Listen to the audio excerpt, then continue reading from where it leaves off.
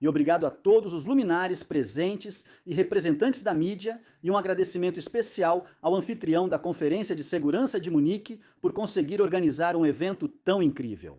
Nós, claro, estamos muito felizes de estar aqui. Estamos felizes de estar aqui. E, vocês sabem, uma das coisas sobre as quais eu queria falar hoje são, claro, nossos valores em comum.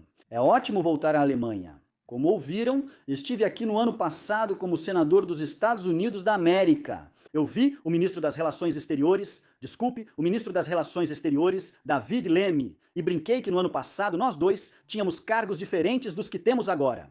Agora é hora de todos os países e líderes que receberam poder de seus povos usarem esse poder com sabedoria para melhorar suas vidas. E quero dizer que, como vocês sabem, tive a sorte de, durante minha estadia aqui, passar algum tempo fora das paredes desta conferência. Nas últimas 24 horas, fiquei impressionado com a hospitalidade das pessoas, mesmo enquanto elas, é claro, ainda se recuperavam do terrível ataque de ontem.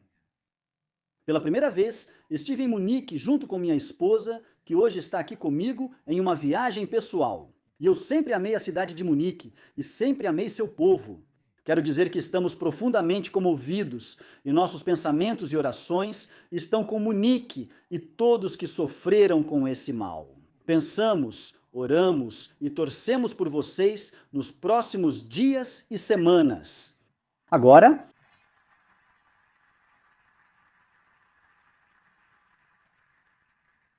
espero que esses não sejam os últimos aplausos que eu receba. Nós nos reunimos nesta conferência, é claro, para discutir questões de segurança e normalmente nos referimos a ameaças à nossa segurança externa. Vejo que hoje muitos grandes líderes militares se reuniram aqui. Mas, embora o governo Trump esteja muito preocupado com a segurança europeia e acredite que possamos chegar a uma solução razoável entre a Rússia e a Ucrânia, também acreditamos que, nos próximos anos, a Europa precisa dar um grande passo à frente para garantir sua própria defesa. A ameaça que mais me preocupa em relação à Europa não é a Rússia, não é a China, não é nenhum outro ator externo. O que me preocupa são as ameaças internas. O afastamento da Europa e de alguns de seus valores mais fundamentais que ela compartilha com os Estados Unidos da América. Fiquei impressionado quando um ex-comissário europeu apareceu recentemente na televisão e declarou com entusiasmo que o governo da Romênia havia acabado de anular os resultados das eleições. Ele alertou que, se tudo não correr conforme o planejado, o mesmo pode acontecer na Alemanha. Essas declarações descaradas chocam os ouvidos dos americanos. Durante muitos anos, nos disseram que tudo o que financiamos e apoiamos é feito em nome dos nossos valores democráticos comuns. Tudo, desde nossa política em relação à Ucrânia até a censura digital, é apresentado como defesa da democracia.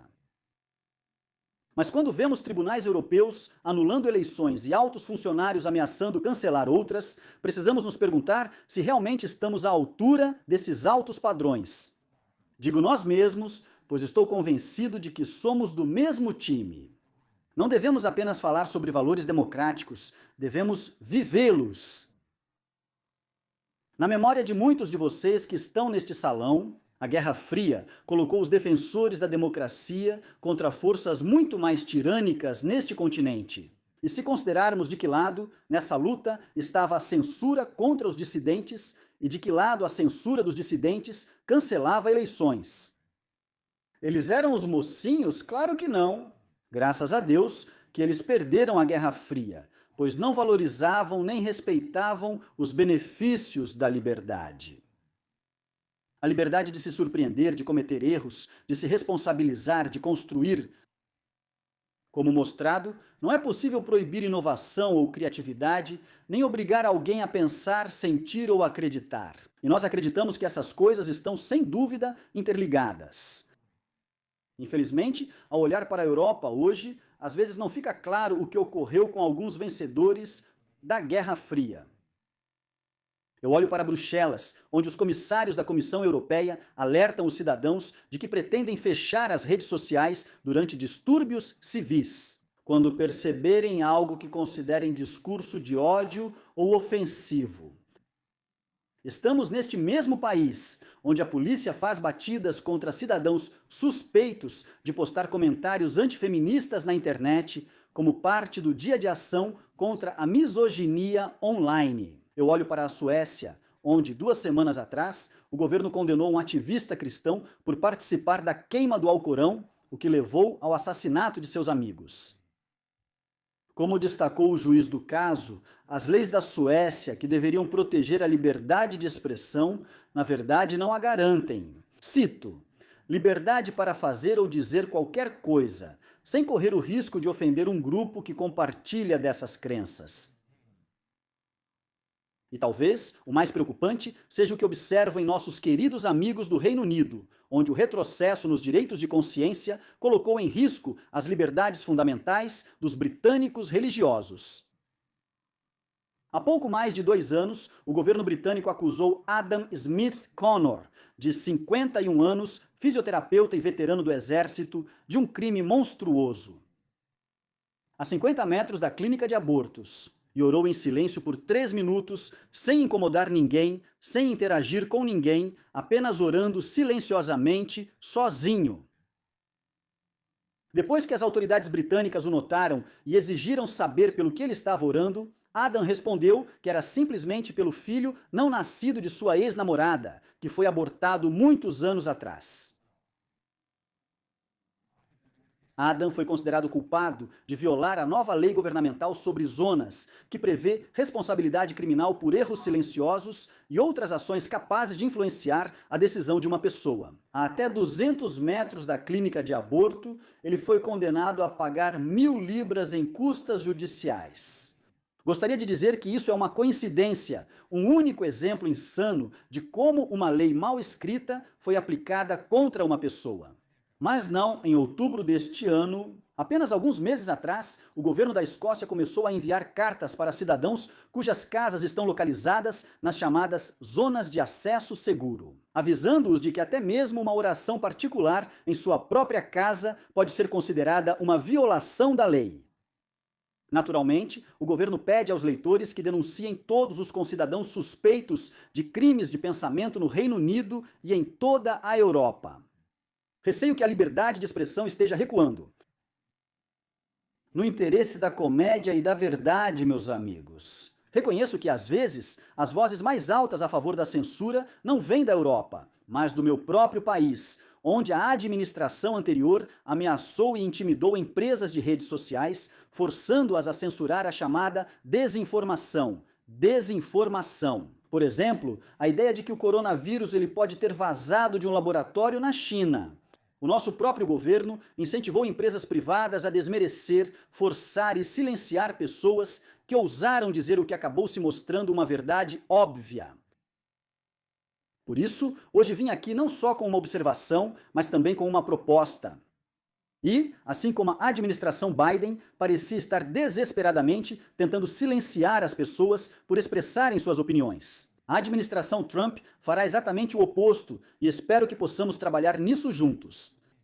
Há um novo xerife em Washington sob a liderança de Donald Trump. Podemos não concordar com suas opiniões, mas vamos lutar pelo seu direito de expressar sua opinião em público. Concorda ou discorda?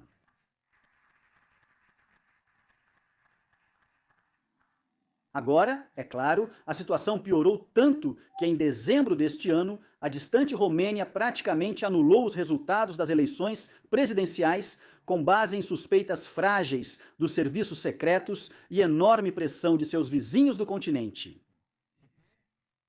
Pelo que entendi, o argumento era que a desinformação russa contaminou as eleições romenas. Mas eu pediria aos meus amigos europeus que olhassem para a situação de outro ponto de vista.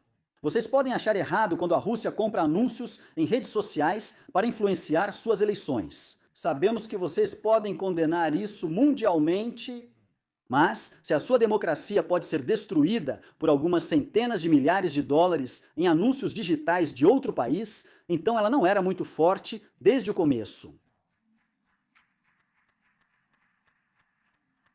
A boa notícia é que eu acredito que suas democracias são muito menos frágeis do que muitas pessoas temem. Acredito que ao permitir que cidadãos expressem opiniões, elas se fortalecem. O que, é claro, nos leva de volta a Munique, onde os organizadores desta mesma conferência proibiram legisladores que representam partidos populistas, tanto de esquerda quanto de direita, de participarem dessas discussões. E, novamente, não somos obrigados a concordar com tudo o que as pessoas dizem, mas quando essas pessoas representam líderes políticos que representam um eleitorado importante, temos a obrigação de, pelo menos, dialogar com elas. Agora, para muitos de nós do outro lado do Atlântico, isso cada vez mais parece como velhos interesses arraigados, escondendo-se atrás de palavras feias da era soviética, como desinformação e desinformação, que simplesmente não gostam da ideia de que alguém com um ponto de vista alternativo possa expressar uma opinião diferente ou, Deus me livre, votar de forma diferente ou, pior ainda, vencer uma eleição. Esta é uma conferência sobre segurança. E tenho certeza de que todos vocês vieram aqui para falar sobre como exatamente pretendem aumentar os gastos com defesa nos próximos anos, de acordo com algum novo objetivo. E isso é ótimo, porque como o presidente Trump deixou claro, ele acredita que nossos amigos europeus devem desempenhar um papel mais significativo no futuro deste continente. Não acreditamos que ouçam muito sobre divisão de encargos, mas isso é essencial na aliança. Europeus devem avançar enquanto os Estados Unidos da América focam em áreas de maior risco. Mas permita-me também perguntar, como você vai começar a pensar nas questões orçamentárias se não sabemos exatamente o que estamos protegendo em primeiro lugar? Ouvi muita coisa e tive ótimas conversas com várias pessoas aqui nesta sala.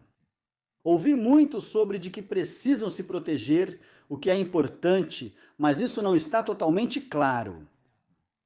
E claro, eu acho que para muitos cidadãos da Europa não está claro exatamente do que vocês estão se protegendo.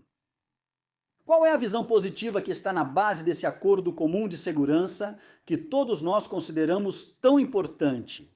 E estou profundamente convencido de que não existe segurança se vocês têm medo das vozes, opiniões e da consciência que orientam o seu próprio povo. A Europa enfrenta muitos problemas, mas a crise que este continente enfrenta agora, a crise que acredito todos nós enfrentamos juntos, foi criada por nós mesmos. Se vocês fogem com medo dos seus próprios eleitores, a América não poderá fazer nada por vocês, e muito menos vocês poderão fazer algo pelo povo americano que elegeu a mim e ao presidente Trump.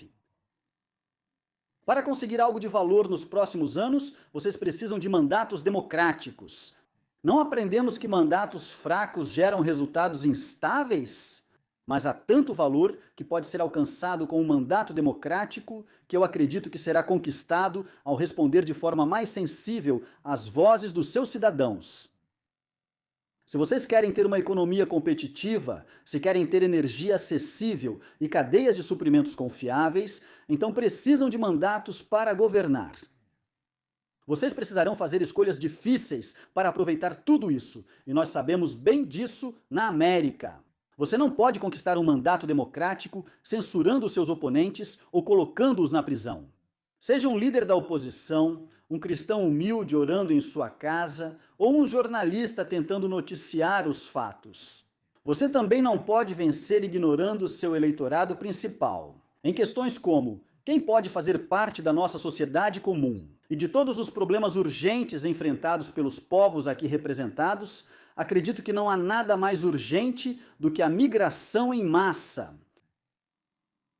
Atualmente, cerca de 1 a cada 5 moradores do país é estrangeiro. Esse é, claro, um número recorde de todos os tempos, e, aliás, um número semelhante nos Estados Unidos também é um recorde. Entre 2021 e 2022, o número de imigrantes vindos de fora da União Europeia para a União Europeia dobrou. E, claro, desde então, esse número aumentou muito, e nós conhecemos a situação, ela não surgiu do nada. Isso é resultado de uma série de decisões conscientes tomadas por políticos de todo o continente. Outros ao redor do mundo, ao longo de uma década. Vimos ontem, nesta cidade, os horrores causados por essas decisões. E claro, não posso voltar a esse assunto sem lembrar das terríveis vítimas que tiveram um belo dia de inverno arruinado em Munique. Nossos pensamentos e orações estão com eles e continuarão. Mas por que isso aconteceu, afinal? Essa é uma história terrível que ouvimos com muita frequência na Europa e, infelizmente, também com muita frequência nos Estados Unidos. Um solicitante de asilo, um jovem de cerca de 25 anos, já conhecido pela polícia, avança com um carro contra a multidão e destrói a sociedade. Quantas vezes teremos que suportar esses fracassos horríveis antes de mudarmos de rumo e direcionarmos nossa civilização comum para um novo caminho? Nenhum eleitor neste continente foi às urnas para abrir as portas para milhões de imigrantes não verificados. Mas vocês sabem pelo que eles votaram na Inglaterra. Eles votaram pelo Brexit. Concordem ou não, eles votaram por isso. E cada vez mais, por toda a Europa, as pessoas estão votando em líderes políticos que prometem acabar com a migração descontrolada. Concordo com várias dessas preocupações, mas vocês não precisam concordar comigo. Eu só acho que as pessoas se preocupam com seus lares, se preocupam com seus sonhos, se preocupam com sua segurança e com a possibilidade de sustentar a si mesmas e a seus filhos. Acho que essa é uma das coisas mais importantes que aprendi durante meu curto tempo na política. Ao contrário do que você pode ouvir a algumas montanhas de distância em Davos, os cidadãos de todos os nossos países geralmente não se consideram animais educados ou peças intercambiáveis da economia global. Não surpreende que não queiram que seus líderes os confundam ou ignorem constantemente. A democracia deve resolver essas questões nas urnas. Acredito que afastar as pessoas de seus problemas, ou pior ainda, fechar a mídia, encerrar as eleições ou impedir as pessoas de participarem do processo político não protege nada. Na verdade, essa é a maneira mais certa de destruir a democracia. E manifestar e expressar uma opinião não é interferência nas eleições. Mesmo que as pessoas expressem sua opinião fora do seu país, e mesmo que essas pessoas sejam muito influentes, e acredite, estou dizendo isso com todo o humor. Se a democracia americana sobreviveu a 10 anos de debates e a Greta Thunberg, vocês conseguem passar por alguns meses, Elon Musk. Mas o que é a democracia alemã? Nenhuma democracia, nem a americana, nem a alemã, nem a europeia, resistiria ao fato de dizer a milhões de eleitores que seus pensamentos e preocupações, seus anseios, seus pedidos por alívio não são válidos ou não são dignos nem mesmo de serem considerados. A democracia se fundamenta no princípio de que a voz do povo importa. Não há espaço para barreiras aqui. Ou apoia esse princípio ou não. Os europeus têm direito de voto. Os líderes europeus têm uma escolha e estou firmemente convencido de que não precisamos temer o futuro. Ouçam seu povo, mesmo que surpreenda ou discordem. Se fizerem isso, poderão encarar o futuro com confiança, sabendo que tem uma nação ao lado. E nisso, na minha opinião, reside a grande magia da democracia. Ela não está nesses prédios de pedra ou nos belos hotéis. Ela nem mesmo está nas grandes instituições que construímos juntos como uma sociedade comum. Acreditar na democracia significa entender que cada um dos nossos cidadãos possui sabedoria e tem direito à voz. E se nos recusarmos a ouvir essa voz, mesmo as batalhas mais bem-sucedidas terão pouco valor. Como disse o Papa João Paulo, segundo, na minha opinião, um dos maiores defensores da democracia neste ou em qualquer outro continente, certa vez: não tenham medo, não devemos temer nosso povo, mesmo que eles expressem opiniões que não concordam com seus líderes. Obrigado a todos, boa sorte para todos vocês, que Deus os abençoe.